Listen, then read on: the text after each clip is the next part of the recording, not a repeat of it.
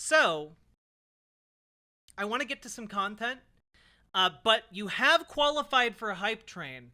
But I'm gonna give my state. I'm gonna talk about this TYT thing today, and we're gonna talk about TYT. We're gonna talk about Jenk and Anna, and then we're gonna do our hype train because I will want to dance after that. Okay? Oh, thank you, Entrama. So, people, you guys have been asking me about the TYT situation all stream. I'm gonna talk about it. Okay? So, basically, Cenk Uygur of the Young Turks, whom I have a massive amount of respect for him. I do not know or understand what is happening. What is happening at TYT with Cenk and Anna? I do not I don't get it.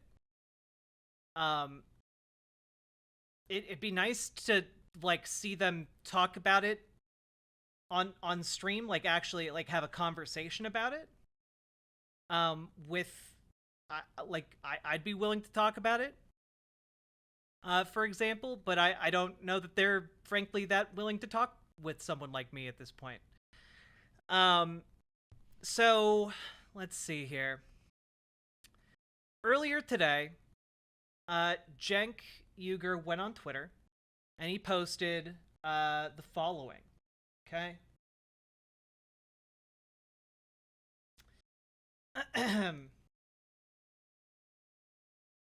Left-wing extremists help right-wing so much. 66% of this country is left-wing, according to polling on policy issues. They don't believe in defunding the police, or being called Latinx, or calling women birthing people, or abolishing prisons. Anyone who claims they do is lying. So, as you might imagine, this rubbed a lot of people the wrong way. Okay? USA Hole, thank you for the 5 gifted subs over on Twitch. I appreciate it. Thank you very, very much. God damn. And Emma, like, obviously a ton of people commented on this. And I'm just gonna the only one that I really care about here, Emma Vigland and the Serfs here. Lance from the Serfs. Okay? Now, Emma Vigland responds, "Isn't your point contradictory? If that number is correct, that means that any aversion to inclusive language is marginal compared to policy sets. Democrats have been doing well electorally as well. Nobody's making voting decisions based on clumsy activist or medical language. What helps the right here is ceding ground to them and not being proactive in reframing the debate around these phrases, which we have to do on behalf of the country's most marginalized groups. If people prefer inclusive language, shouldn't we listen and make the case for them?" Which, I don't know if she goes on here. Yeah. Also, yeah, we saw this clip. Oh god, I'm not going to use this one. I don't like when people add captions over clips. But that's a clip we showed it a few days ago of, without the captions. We showed it a few days ago of Anna Kasparian, like, basically making the argument for inclusive language in response to Josh Hawley's very transphobic comments. Okay? So I think that Emma's response here totally fine. I do not think she's being antagonistic here. I think she is being quite even-handed and respectful. Okay? The Surf says birthing person is an inclusionary term for trans men and non-binary people who give birth. No one is saying women can't be called women, except for right-wingers who do that to trans women. This is a non-issue that's being elevated as a real one. So, okay. I think both of those, fine responses. All right? Oh god, we're gonna get into some of these here. Okay? One of the and again, after this, Cenk just went on like a massive reply spree with David Dole, who does... Oh god, what does David do? David Dole. The Rational National, of course. Yeah.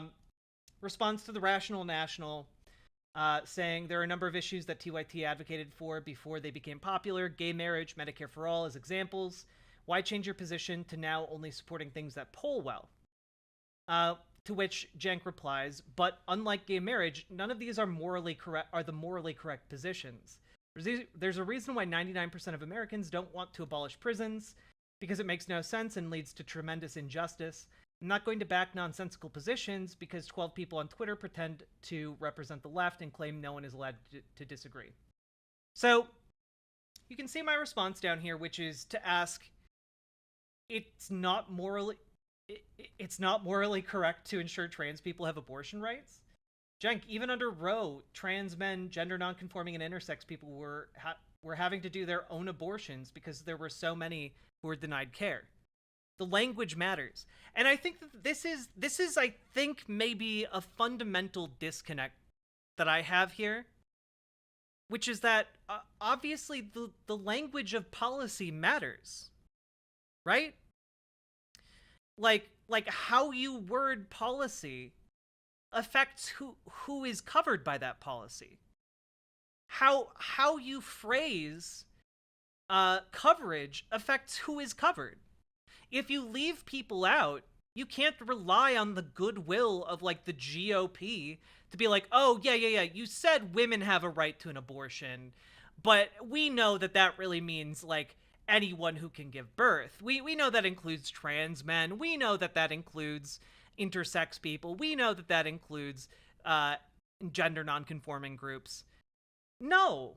Why would you think that wording that leaves out people would just be beneficently granted by the GOP? Because we're not talking about, like, these phrases being used colloquially. I think maybe Latinx maybe was, like, a phrase that was used colloquially, but, like, I think the results of that are in, and a lot of people don't like it, and that's fine.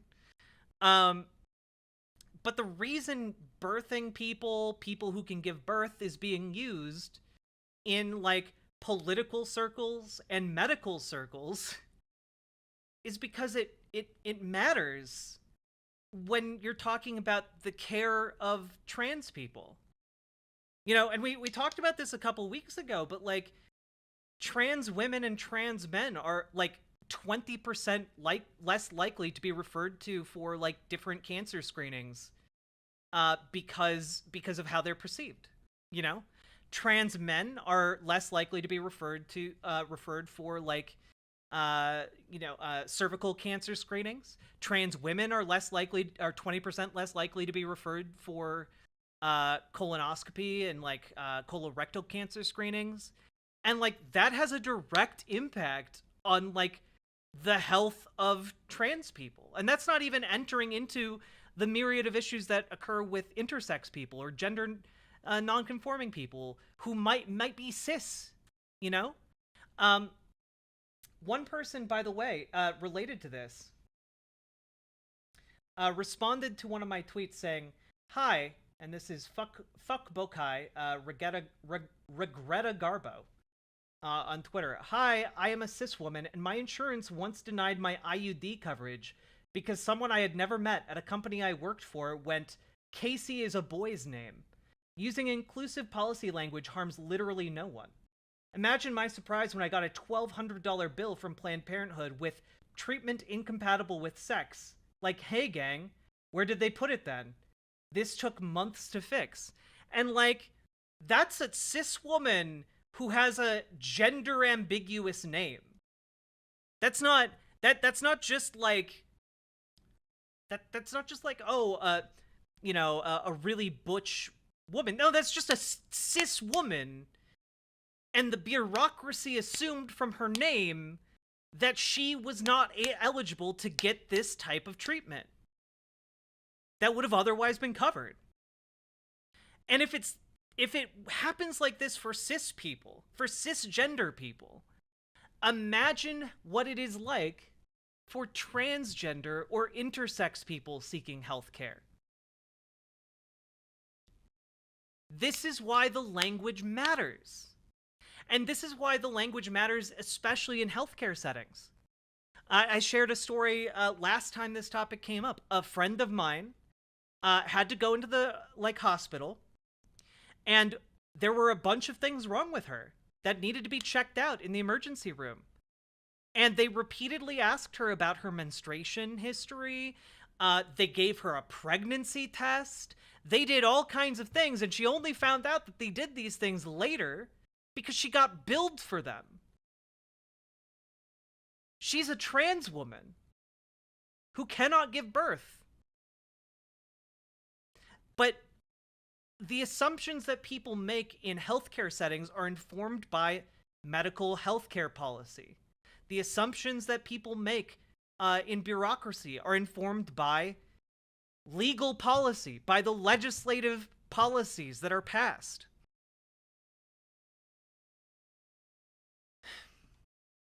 So, I responded to Jenk's earlier tweet.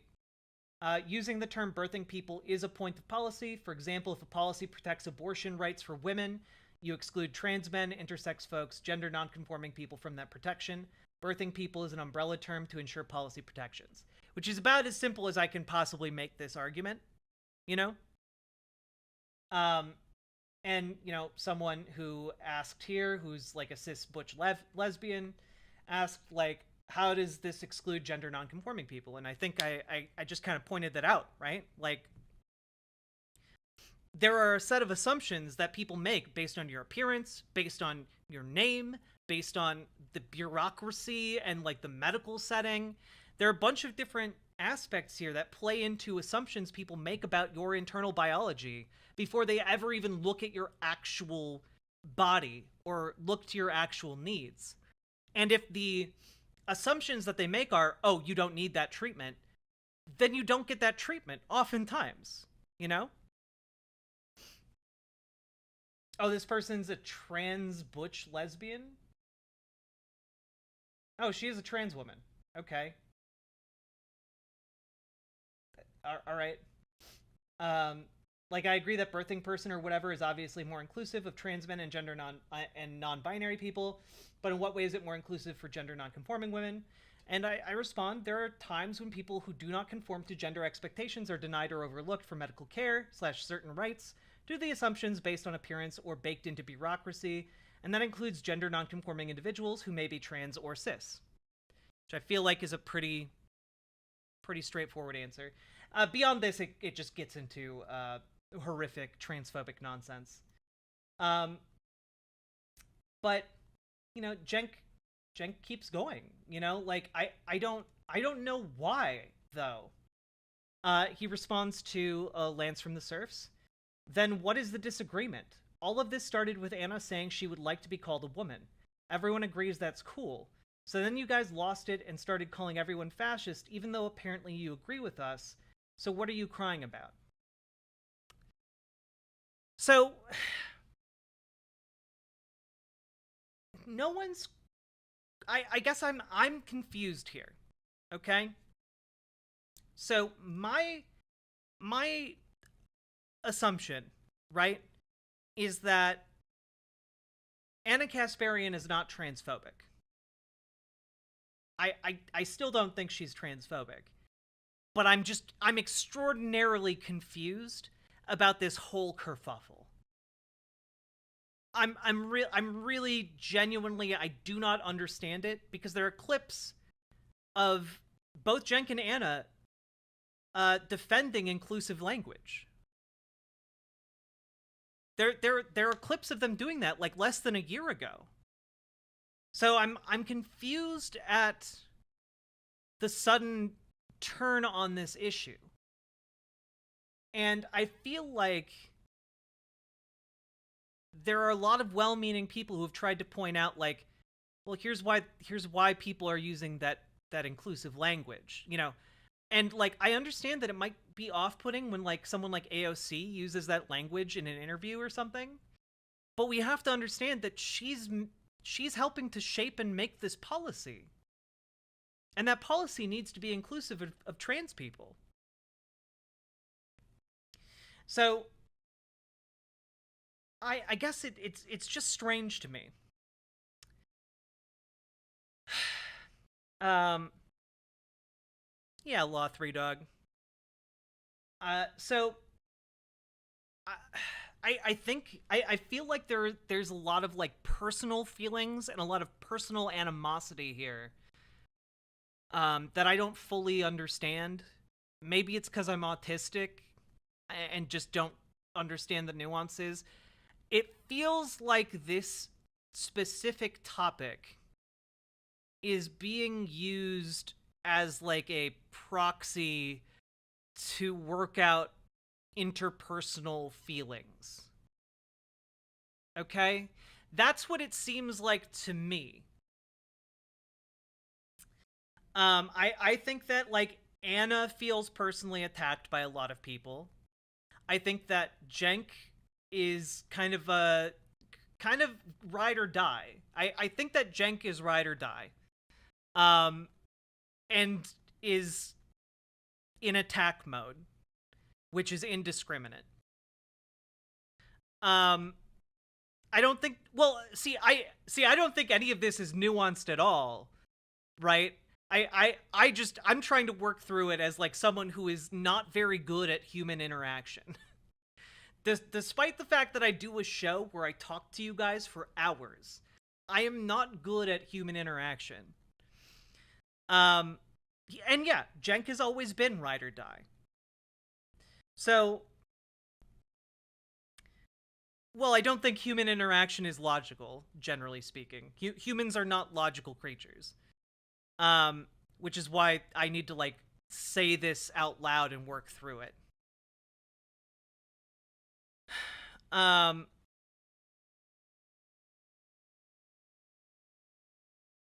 Let's see.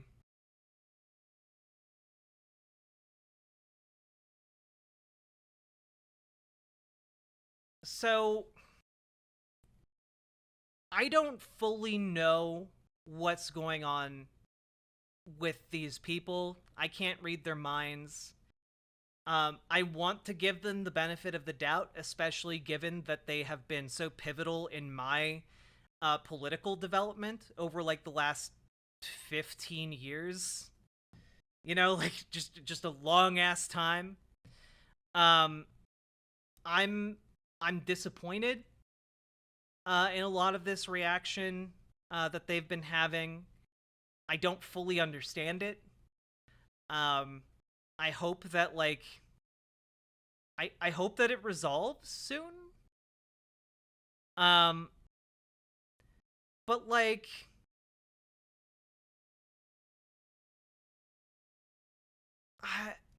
okay, look, like, I think Jenk is ride or die. I think Jenk is ride or die and is in attack mode. I don't know where Anna's coming from, and I've tried for a few weeks to give her like the benefit of the doubt, and like, but this one threw me. Okay, this one I don't know how to put this into context. And I mean, if you don't know why I'm showing this on screen, here you go.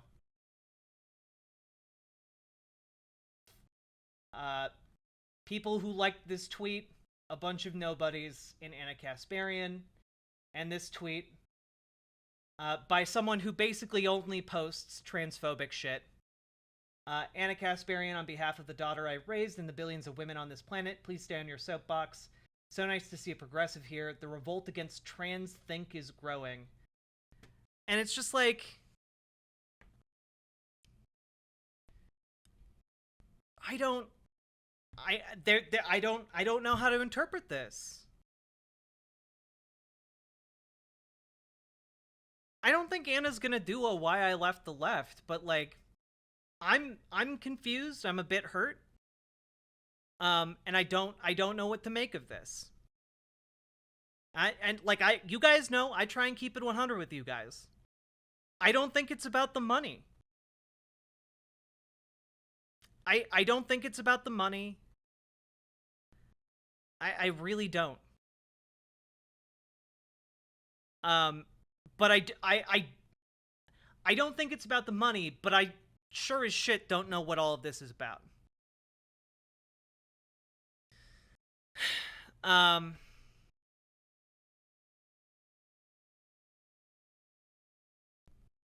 yeah, she liked that tweet. Yeah. And that I don't know how to feel about that. Um, though I would describe the general emotion I have about it as bad and sad. Um,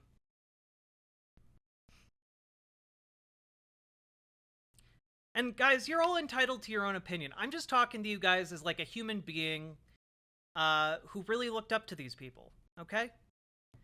And it's also okay if the humans you look up to are actually just human beings who make mistakes sometimes.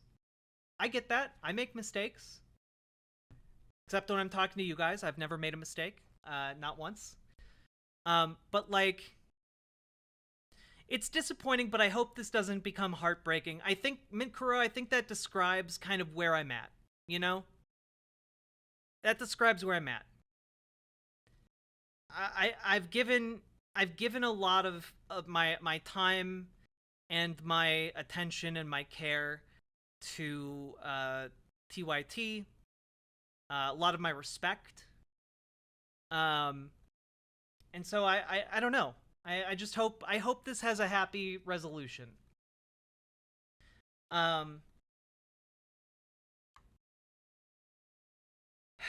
David Dole of the Rational National responds, the issue is adopting right-wing framing is a complete non-issue, like birthing people, meant to further otherize trans people during an unprecedented right-wing attack on their existence.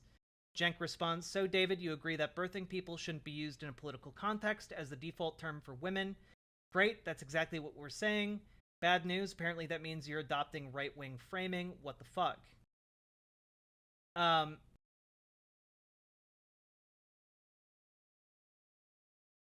The the issue is it needs to be used in a political context to frame the policy. Otherwise, you have horrific consequences. Horrific consequences. And I saw this a lot in I saw this a lot in the comments, okay? I saw this a lot. I got a lot of shit. Every time I comment on these things, every time I come forward to try and give a new, like, kind of like a nice and attempted soft-handed explanation for these issues, I get so much shit. So much. And I know it's only a fraction of what all, like, these larger creators have to deal with, obviously. But it's frustrating. I like to argue. And these people are not good at arguing, the ones who are trying to give me shit. But ultimately, what ends up happening is I learn stuff. And what I learned today from dealing with the shit in the Twitter trenches is that there are like, things are actually really, really bad. So many people are under the impression that Roe v. Wade's protections for women made abortion accessible for trans men, non-binary, and intersex people too. So one of the things that a lot of people responded to me with was that, oh, well, you see, if we have protections for women, that obviously that includes trans men and intersex people who can give birth. Obviously it does. And turns out, obviously it doesn't. Okay? So I went and found this journal, the British Medical Journal, Sexual and Reproductive Health, published in 2022, I believe. Or do we have a year? Wait, article info. Am I just missing the year? Oh, okay. Yeah, published in 2021. Okay.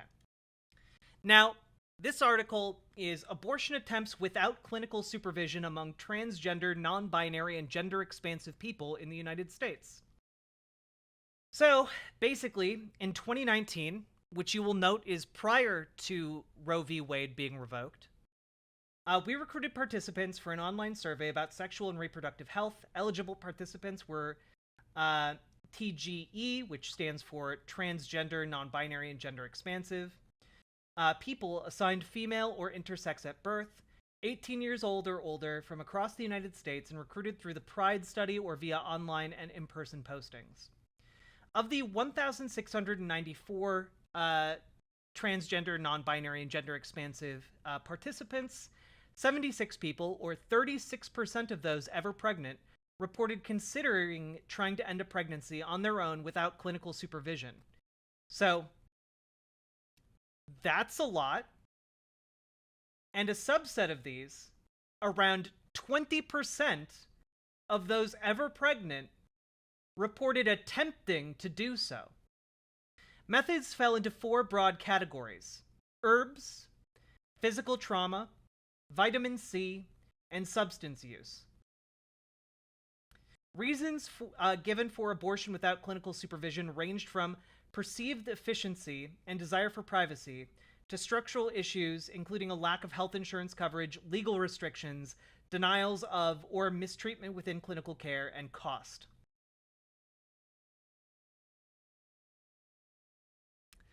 So, I want you guys to take in the fact that even with Roe v. Wade in place, almost 20% of transgender people and gender non-conforming individuals and intersex people who were pregnant attempted to do a self-abortion.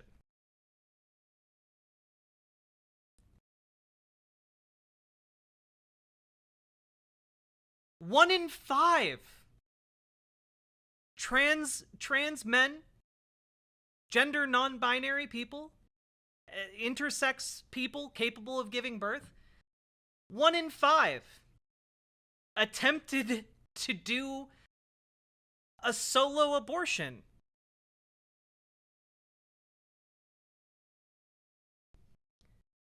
And 25% of those attempted to do so with physical trauma.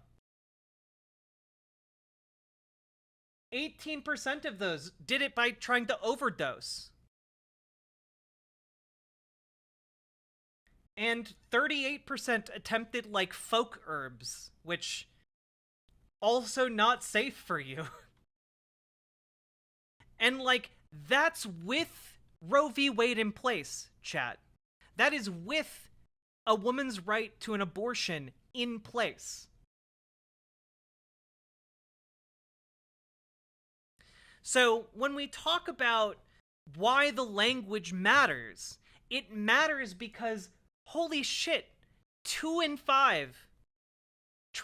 of 5 transgender men or non-binary people or intersex people capable of giving birth, 2 out of 5 are like so denied by the system. So the system is so inaccessible to them that they choose instead to think about ending their pregnancy themselves.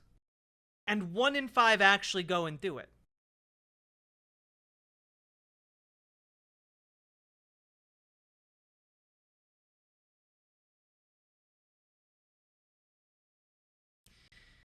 So that's why the language fucking matters. That's why, and I don't understand this disconnect here, but birthing people isn't used in place of saying woman. Birthing people is used as an umbrella term that includes women in it. It includes women, trans men, non-binary people, intersex people. And it also includes any other condition that we might discover in the future, or that renders one capable of giving birth. That's why it's important to make sure that no one in America is being forced to give birth. This is why politicians use the inclusive language. This is why medical institutions and civil rights organizations use that language. They use that language because it is important to be inclusive. Otherwise, people fall through the cracks and they suffer enormously, unimaginably. And some of them die. So when we talk about inclusive language, it's not some hippy-dippy peace and love concept. Oh, we need to include everyone in the language, otherwise they're gonna feel bad. No. We include it in the language because otherwise people fucking die.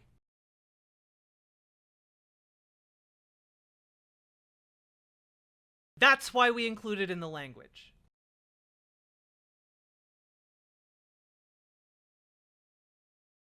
And this is, and again, like, Jenk doubling down here. She was told why she was wrong by people in the know, and instead of saying, yeah, I was wrong, she said, she and you doubled down on it. Jenk replies, this is exactly what I fight against. People in the know are the most full of shit people on Earth. Whether they're in the establishment or loony right or left, there's no way I'm not going to fight back against arrogant pricks who say that people in the know have already said we are incorrect, so we should apologize and correct ourselves. Nope, I am right, you are wrong. So you go correct your ignorant ass. See, two can play at that game. This is just pure reactionary garbage. If you are incapable of taking in new information and learning from that and changing your opinion, changing your stance, admitting you were wrong, and growing as a human being, you are a reactionary. That's all you are. You are incapable of offering political analysis. And it's frustrating, right? Because, like, I pride myself on the fact that I've been wrong in the past. You know? I used to be a conservative Christian. I used to be, like, the kind of person who'd walk up to you and be like, I'm a get you on Jesus one day. You know, like, I was wrong. A lot of the things I thought about gay people, a lot of the things I thought about trans people, I was wrong. And I'm glad I was wrong. And I'm glad that I've gotten to a point where I can admit I was wrong and look back and see that I have grown as a person and improved my stances. That's growth. And growth is good.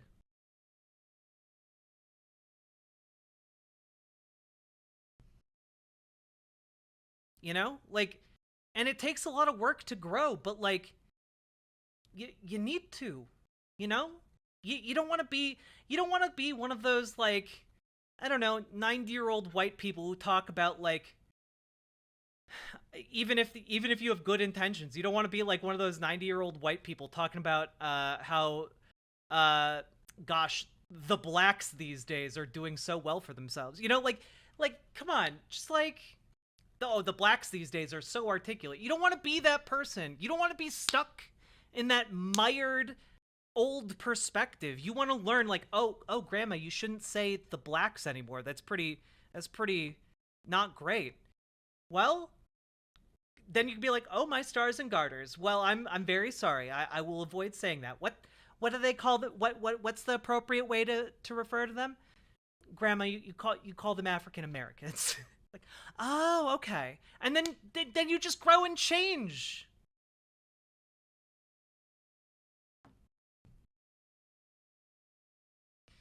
Hey, Luna. How you doing? I'm doing okay.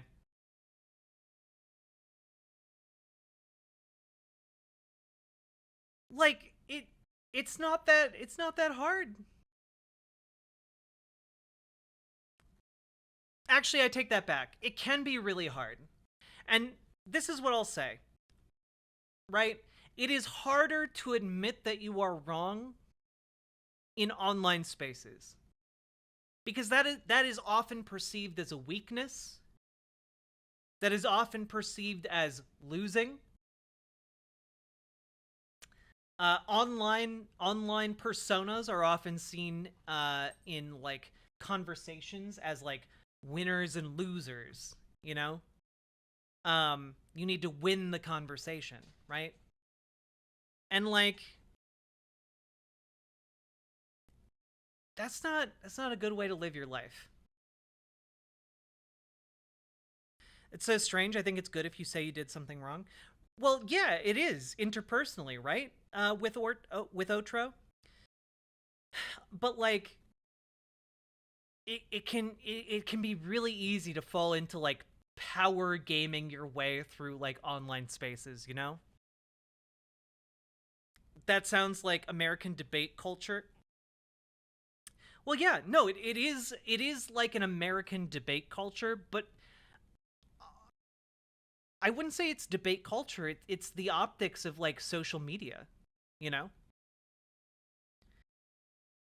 There's an obsession with being right, with being correct. But the healthy way to be is to exist as someone who can admit that they're wrong and grow from those experiences. Because ultimately, at the end of the day, we all only learn anything when we fuck up, you know? Um, Failure is the best teacher.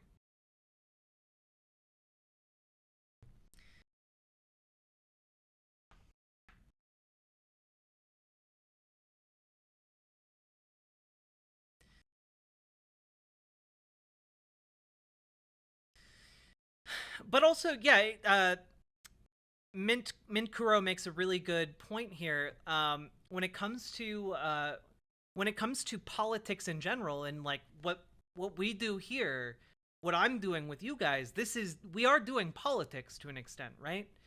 And changing position or growing and changing position can be seen as a weakness.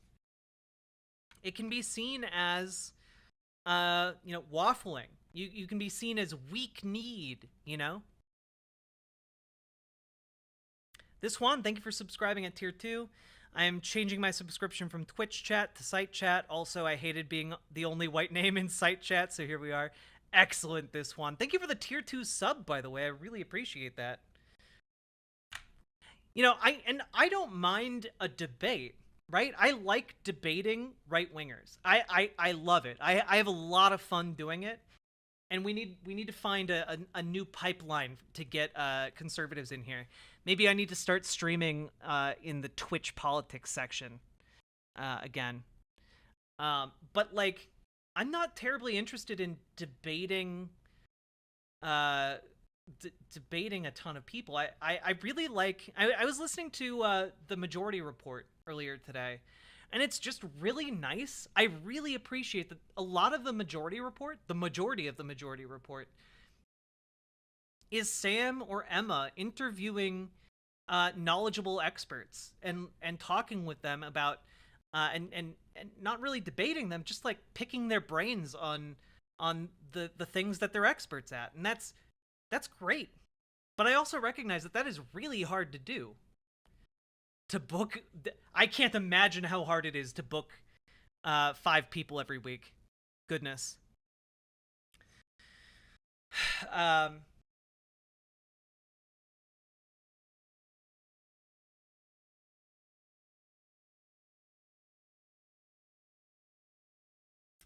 but I will say, hey, lay down, please. You're distracting. I love you though.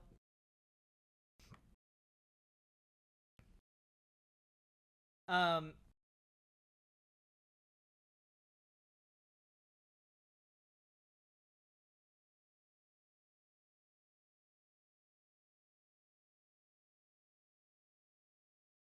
okay, and this one also hit me hard. Okay, uh, Benny Carollo, who is a trans woman on who does a show on TYT, Bleep Blomp Ben, um, responded saying, uh, demanding that elected officials like AOC use the term woman instead of medically relevant, accurate categories that include trans men is transphobic. do you suggest we leave trans men out when it comes to legislation on abortion rights? Oh, and I think it's important to note that you, as a public figure with a platform, literally play a role in shaping people's views.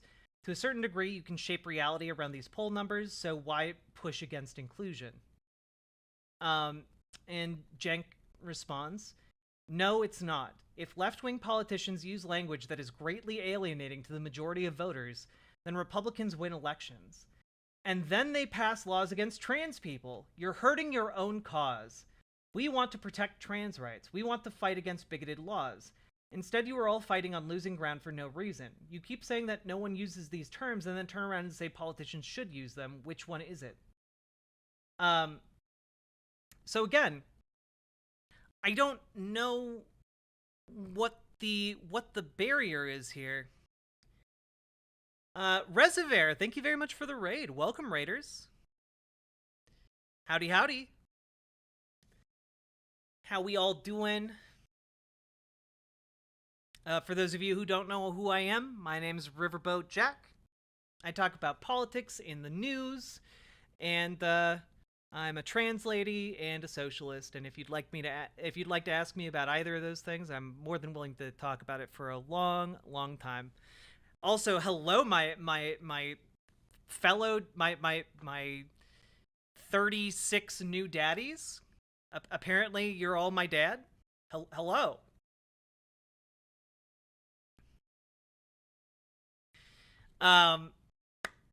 We're just talking about the TYT situation. Hello, how we all doing? We're talking about trans women, how novel. I'm trans, and I like hanging out with a new love interest and watching VODs on YouTube vids and Twitch and news.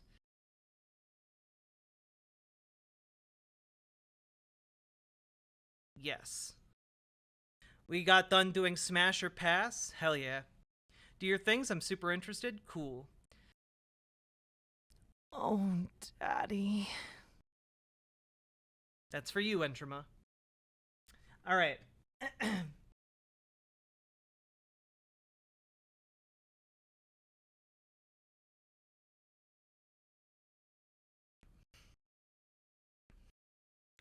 Good night, Ashley.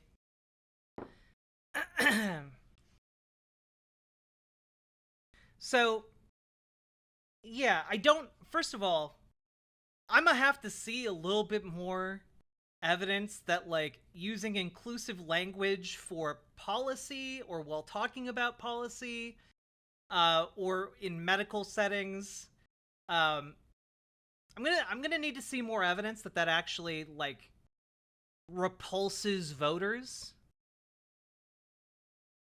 Like, are women not going to turn out if, like, abortion rights are for all birthing people rather than just women? Are they going to be like, ew, no. They're gross. I don't want civil rights anymore. I don't think so. I don't think so. I don't think that is a realistic concern.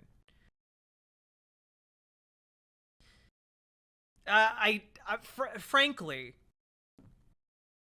last I checked, the polls show support for trans rights, and I feel like if you just explain why politicians are using terms like birthing people, and the reason being, like, there are people like trans men who are not women who are able to give birth. You know, like, I think it is fair to say, let me just say, okay, yeah, I think it's fair to say, right, like, hey,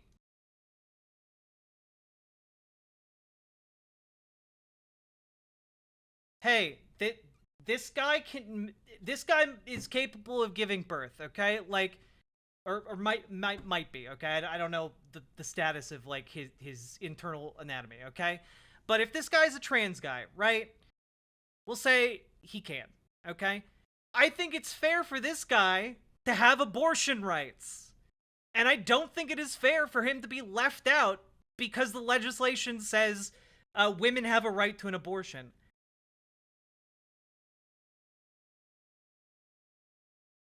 So obviously there is a need for an umbrella term. Obviously, there is a need for, like, a term that encompasses women, trans men, intersex people, and, like, gender non-conforming people, right? Like, and you can't write all of those things because, first of all, that it continues to get long. But second of all, things like intersex include so many different conditions, right? And they're folks, what if trans women are able to, in the near future, get uterine transplants and give birth? That's something that's on the horizon for medical science. So just, instead of listing a bunch of different types of people, just say people who can give birth. That's... If you need to specify that those rights are for people who can give birth, okay, then just use that phrase. Is it? That would be amazing. Yeah, Hideous Lemon. There are a bunch of researchers who are working on it.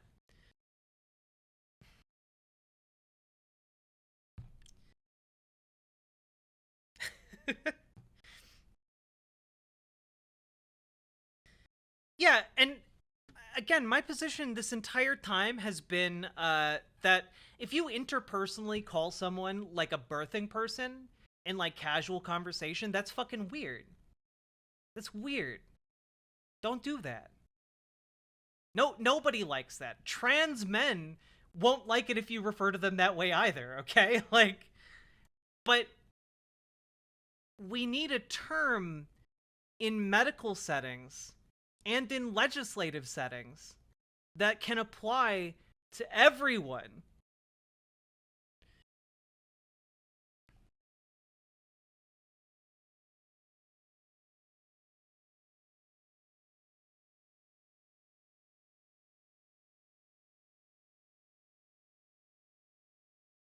Yeah, this man has given birth to children, folks. Like, like, come on.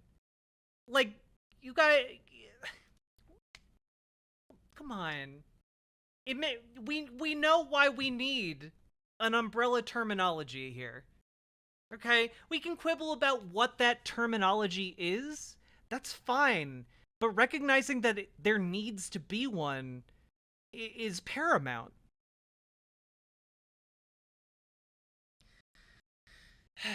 So again, this conversation just confuses me to no end.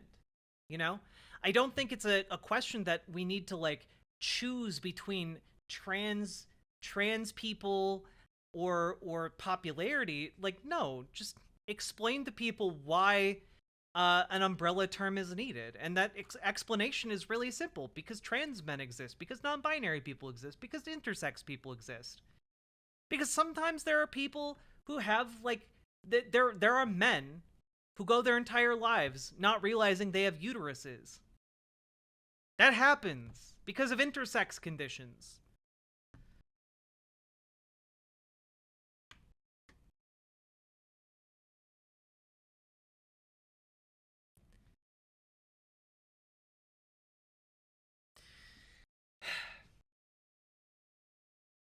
And apparently they addressed this on the show today, and I don't know, we got a couple clips, I guess. And it's just very disappointing to see. Here, I'll name a name. Lance from the Serps. He's on here all the time on the Power Panel, right? And he comes out and does this like video about how he's so correct and oh yeah, the Young Turks, correct? No, Lance, you're not goddamn correct. Nobody elected you. The polling shows no one agrees with you. Your 12 buddies online. I don't care, okay? And say, oh yeah, I'm 100%. He's 99.95% correct. Oh, I'm gonna correct him. No. So don't look. You want to say, hey, I don't agree with you. God bless. You want to say, Cenk, you shouldn't say anything back because you're being rude. Okay, I don't know that anyone said Cenk couldn't say anything back. Now I didn't see Lance's video, maybe he did say that. But, like, I haven't seen anyone saying, Jenk, you can't respond to me. Like, that, what? No. Come on, brother or sister, I don't know where. Here, I'll name the name. Okay. So we got that one. I don't know if this is... These are... Here, you know what? This is a longer clip. Maybe it's the same one. Andrew, with an interesting point about something that was going on Twitter, and very generous, Shane, we appreciate it. But he partly disagrees, I think. Let me read it. To Jenk and Anna, yeah, he says right in the beginning, I respectfully disagree with your recent positions. They're valid, but the Twitter activity isn't constructive. I think you're not just angry about those positions. It's the fact that no positive change is happening fast enough. I want to help in any way because I believe in you.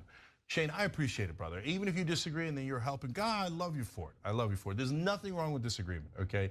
The things that's happening on Twitter, one of the things that set me off, honestly, is a whole bunch of folks claiming that they speak for people they don't speak for. They just don't. So the left doesn't agree with what Twitter leftists say.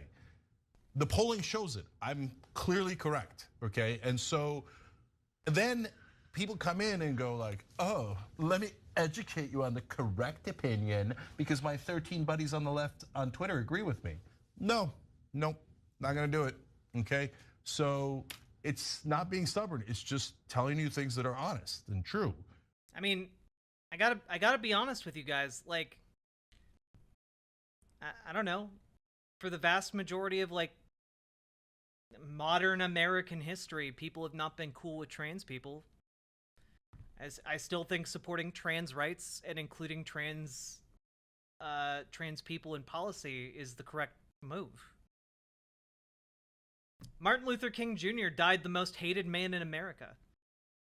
Like, that's accurate polling right there, okay?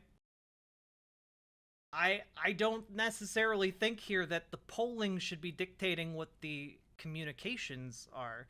I think polling can be a great tool to guide policy, to guide politicians in positions of power, but like, I don't think that it's necessarily indicative of the fact that like voters absolutely do not want all birthing people to have rights. I think it just is indicative of the fact that a lot of voters might not know why the term birthing person is being used. But excuse me, I'm talking for other people who don't agree with me. So I don't know. Like, I'm angry, if I'm being 100% honest, and my angry reaction is to say that, I don't know, the vast majority of people who I have interacted with, the vast majority of people in a lot of the states around this country want trans people dead. Does that mean I, as a trans person, should listen to them because that's a majority opinion? Should I detransition? Stop my hormones because that is the position of so many Republican voters? I don't think so. Because I don't think that is a moral... I don't think it's morally correct. I don't think it's medically correct. I don't think it is political. I don't think it is... My existence should be viewed as a political pawn. I don't think my health, my ability to exist, should be viewed as a political point. But unfortunately, in today's America, it is. And unfortunately, I'm talking over a large group of people, apparently. So, apologies to that large group of people to whom I am talking over.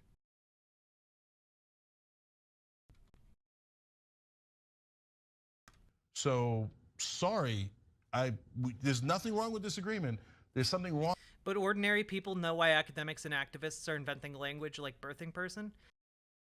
Dr. Detroit, why do you think academics and activists are inventing language like birthing person? Wrong with saying you're not allowed to say that because that goes against orthodoxy, and we will now enforce orthodoxy. If you're looking for orthodoxy, you've come to the wrong place. What we do here at TYT... What's that ideological point of view, Dr. Detroit? Is we think for ourselves. We think independently. We don't go, oh my God, look at the leftist or rightist opinion. I will now follow it like a lemming. Sorry, we don't do it. Oh, what are gender and queer theory about, Dr. Detroit? So, but anyway, Shane, thank you for. So that's just another aspect of this conversation that happened today on the show. And apparently Anna also gave a take. To be honest, I just don't really care to like collaborate with any other leftist ever again at this point. Yeah, that's where I'm at, because they come on the show, they build a name for themselves, and then they build a bigger name for themselves, trashing us as if they don't know who we are, as if they haven't worked with us, they don't know what our actual political values are. So I don't, Jake, I never want to talk about them again. I never want to address them again. It's a waste of time. There's important stuff going on in the country. Our personal drama with a bunch of leftists on Twitter doesn't matter. All right. To be honest, I just don't really. So, I don't know. I don't know how to what to make of this. I feel like I have been incredibly respectful in my interactions and my intentions towards the folks at TYT. And I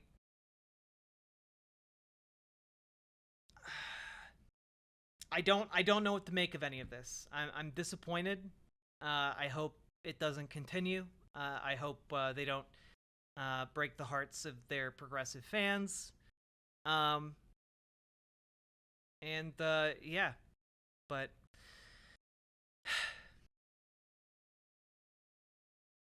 disappointing.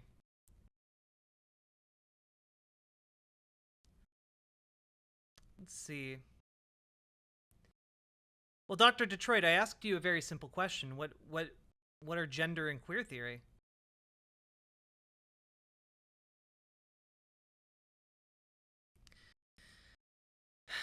Yeah, it's disappointing.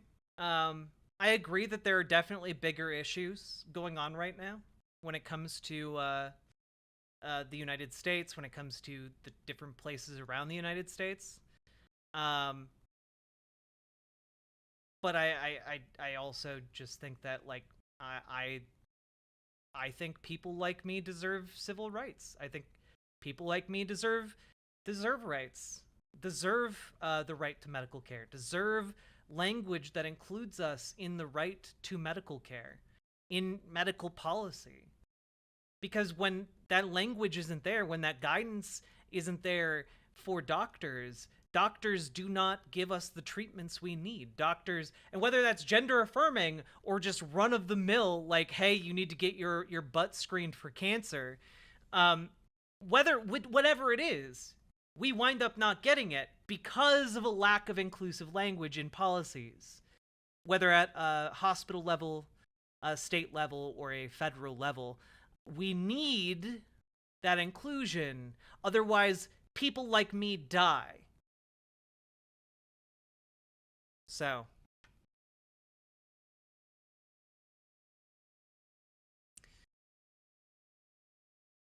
are you unaware of what either is? Well, Dr. Detroit, you threw out the terms. I want you to say what are gender and queer theory. It's a pretty simple question. I know what they are, but I want you to say what you think they are. Because, well, humor me.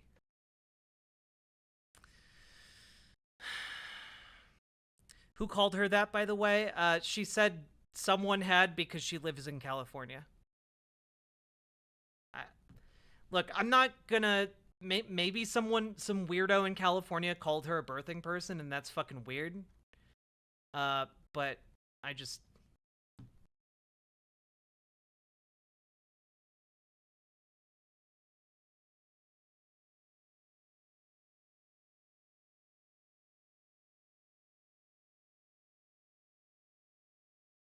One second.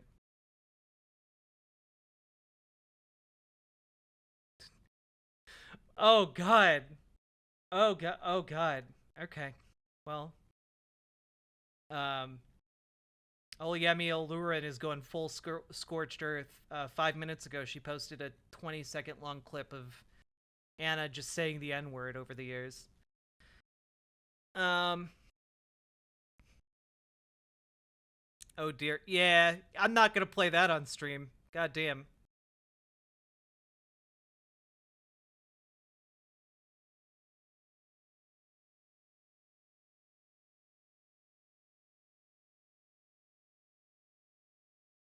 I'm not gonna link it. You guys can find it. It's Olayemi Olurin, or Miss Olurin on Twitter. But I'm not posting that in my chat.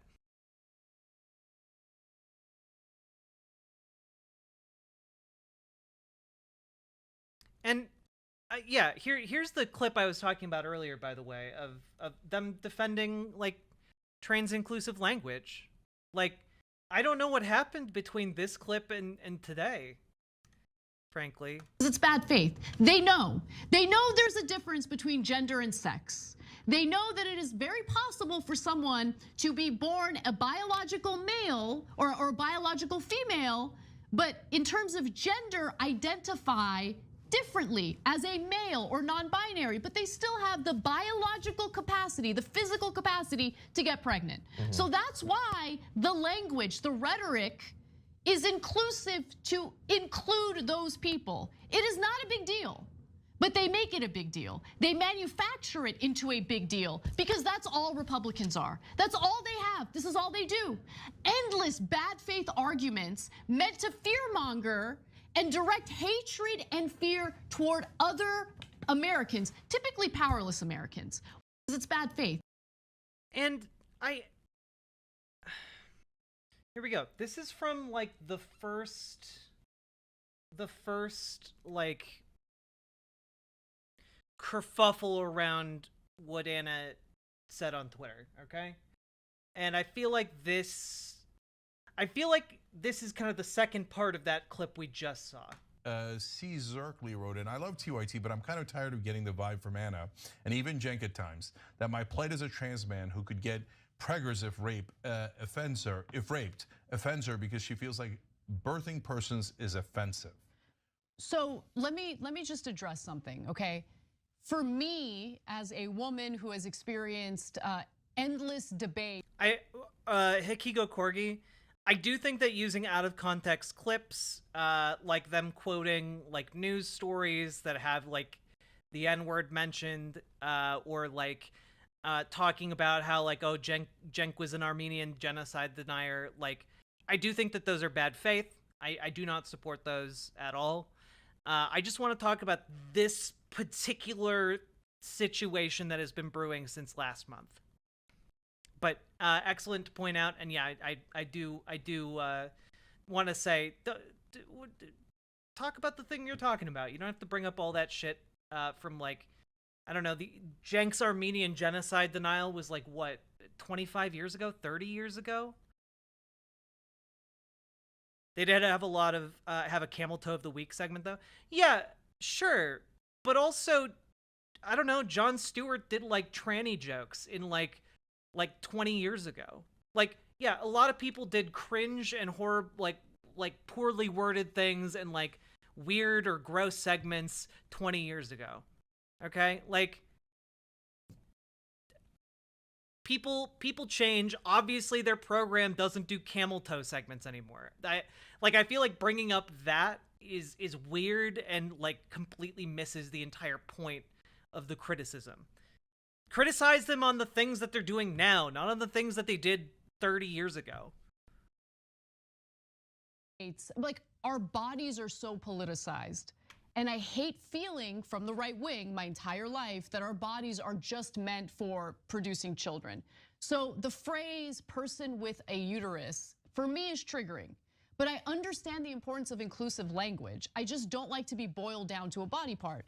So Mike Figueredo from the Humanist Report reminded me of a video we did a few years ago where we were defending someone who used the phrase people with the capacity for pregnancy in the context of the abortion debate, I believe it was. I'm totally fine with that. I think that's totally fine. If that's what they want to use in a medical setting, great. But for me, my personal preference is I don't like to be referred to, even in the context of an abortion debate, as a person with a uterus. Person with the capacity for pregnancy, that's great. That's all I'm saying. I think my track record on transgender issues is pretty clear, and I hope you understand that I have no disdain or hatred for the transgender community whatsoever. That's all. So I just want to point that out, okay? Because I do think that there is a I think the communication here is muddled, right? And the muddled part of it is that, like, Anna personally does not like being boiled down to, like, person with a uterus, person who gives birth, or whatever. Like, it comes down to which umbrella terminology you use in this circumstance, right? But if that's the case, I don't understand the continuing issue.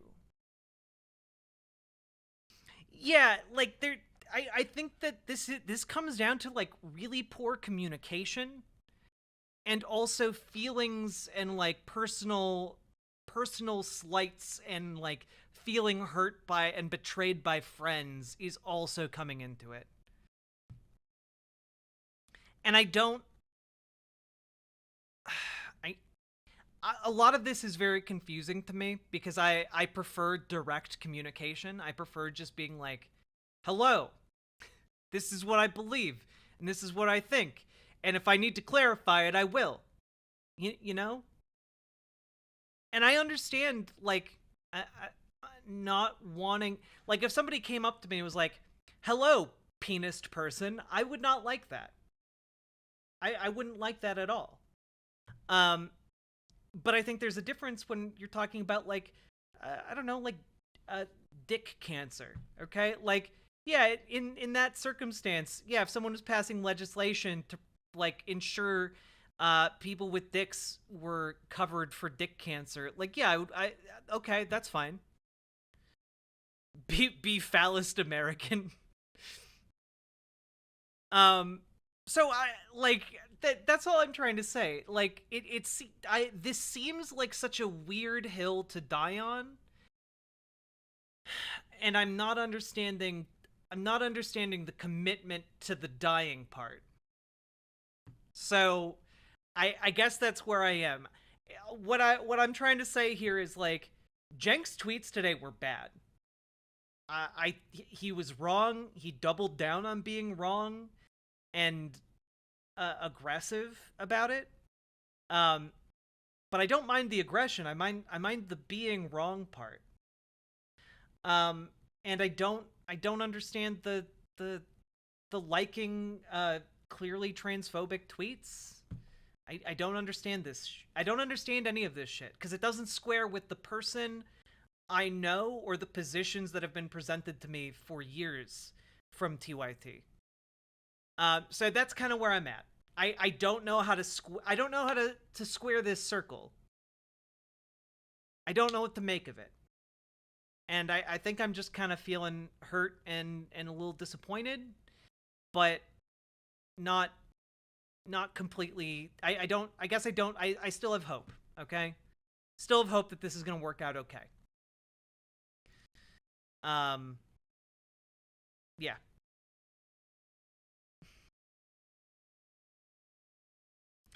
Yeah, I also didn't like the way he attacked Lance on air, but also I also recognize that Jenk is a very very ride or die when it comes to basically all of his employees.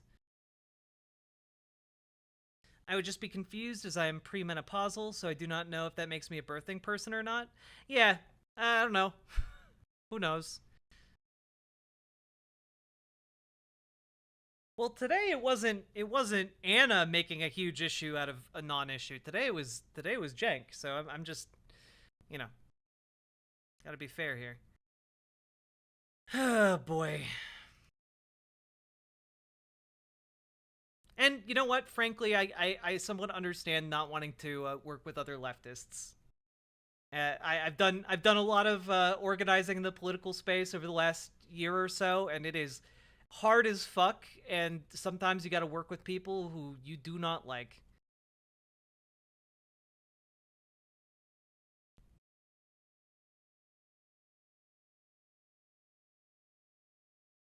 Okay, so she didn't do another tweet? I don't think so. Today it was mostly just Jenk going ham.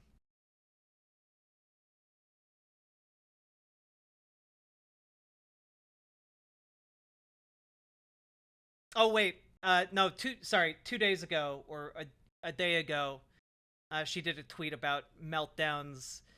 Yeah, no, oh wait, okay, yeah, sorry, I didn't cover this part. I didn't cover, yeah, Olayemi Olurin on a recent show.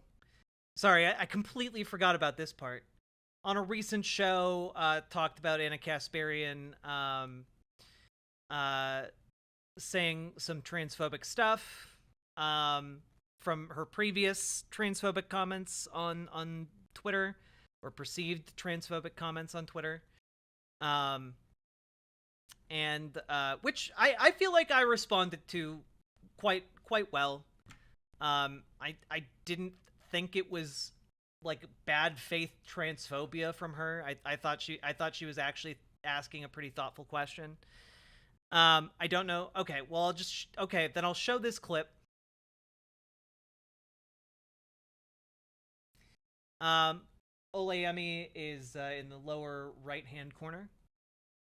Important if you know her that you do include that context, because she has to understand these disagreements are coming from an honest place, and we're not just doing it for clicks, right? Like that's so. No, of course. But that's not the same. That's not the same, though. That's not the same. I have to say it. Oh my God, I have to say it. I like Anna, but I feel a little bit like this is the coddle the white lady hour. And you know why? And you know why? I thought this even earlier, because before this, the Majority Report put out a thing too, and everybody else, and I was like, boy, everybody sure feels the need to trip over their fucking feet to come out to defend her for getting cooked when all of the people get cooked all the time. I have yet to watch a video of anybody defending me from getting fucking cooked. I've never seen it. I've never seen everybody come out. She has a lot of fucking bad takes, and then she gets cooked because she comes out unprovoked. She asked to be cooked. She got up today and she said, Twitter, cook me. Right. Listen, She has yet to delete the tweet. I want to make it clear. She has yet to delete the fucking tweet. Wait, she hasn't deleted it? You know why? Because at the end of the day, she took a 106,000 like tweet. She didn't even get ratioed. She didn't even get ratioed. She'll be all right. All right. She didn't get like, oh my God. I saw that Majority Report video that went up. It's exactly what Emma said on the show earlier today. And when I heard Emma say it, I was like, Emma put it great. And then I saw them put it up with the title that says Anna Kasparian is not anti-trans. I'm like, that's not the point. Why are you putting that as the title of the video?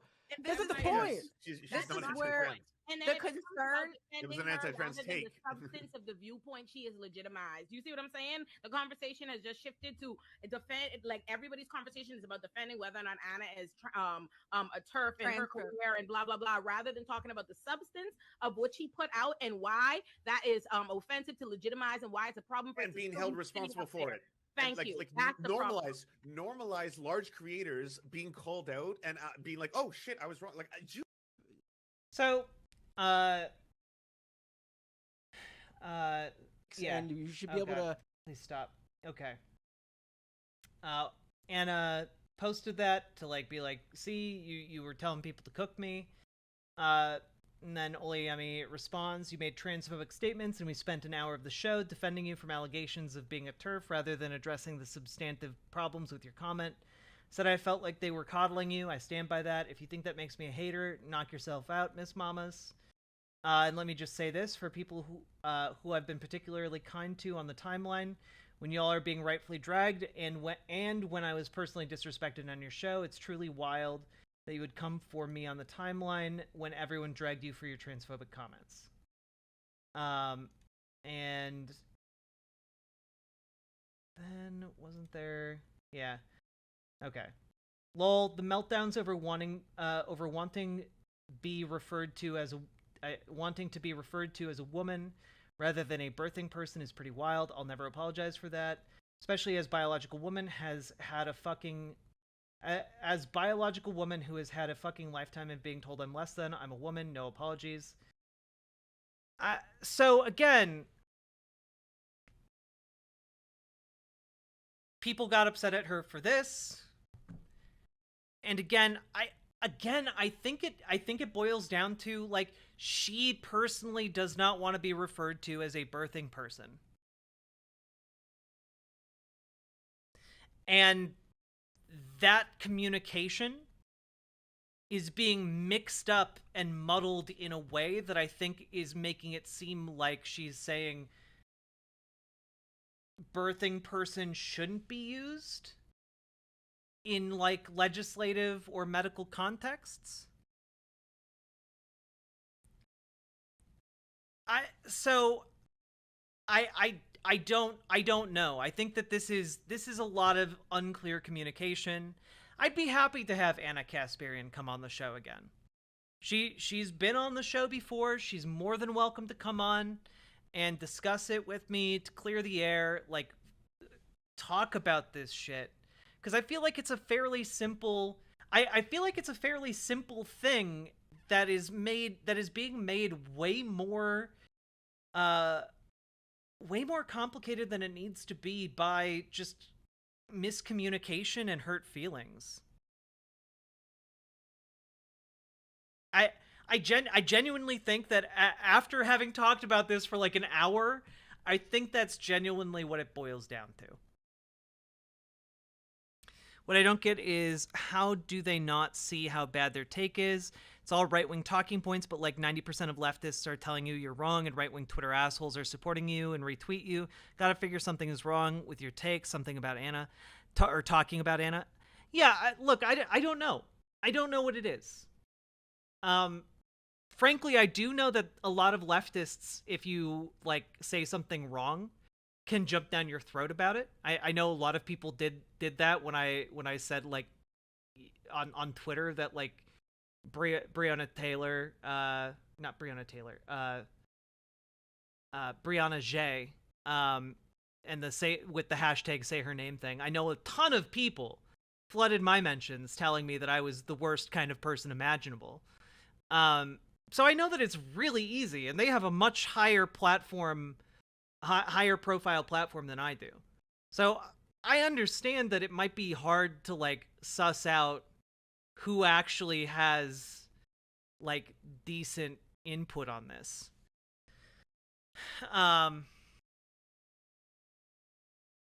It boggles me so much because at this point there's no part of this that makes any reasonable sense. Staying this upset still, despite seemingly understanding the other week. Yeah, and you know, she said she respected my opinion, which obviously isn't her, like, saying that I'm right, but I thought it was kind of an amicable, like, move in the right direction. I think she doesn't want to be included in an umbrella term that includes trans men and non-binary people because she has internalized that somehow it erases her womanhood, and I think that's transphobic. Well, if that's the case, yeah, that would be transphobic, but I don't think that is the case. I think I don't, again, from a lot of the communication on the issue, I don't, in the past anyway, maybe there's been a heel turn, I don't know. So Alice McGee, well, I'm glad you like my streams.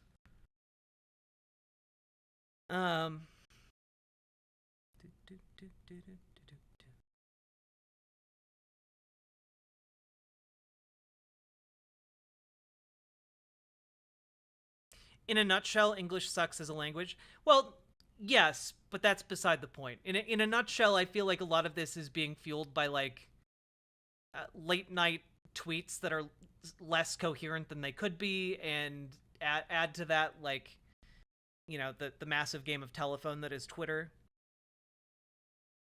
Her argument is that it does erase her womanhood. Yeah, but like on an individual level. I don't think her argument is that it erases her womanhood for legislation to include terms like birthing person.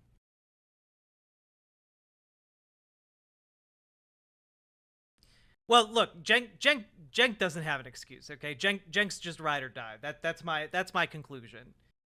Anna does a lot of tweeting after midnight, at least on my time, so it's fairly late for her.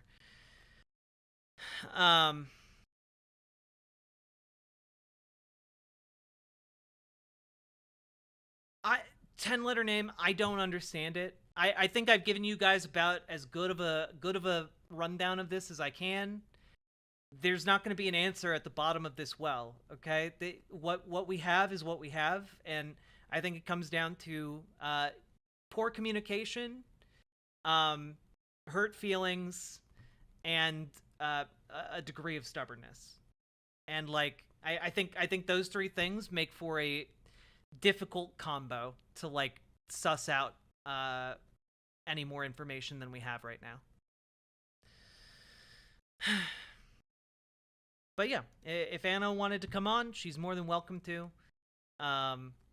But given that we literally just not that long ago watched a clip of her saying that she doesn't want to collaborate with any more leftists ever again, I think the chances of that happening are rather low. So yeah, it's a conversation I'm willing to have, even though a lot of this makes me deeply uncomfortable, obviously. But yeah,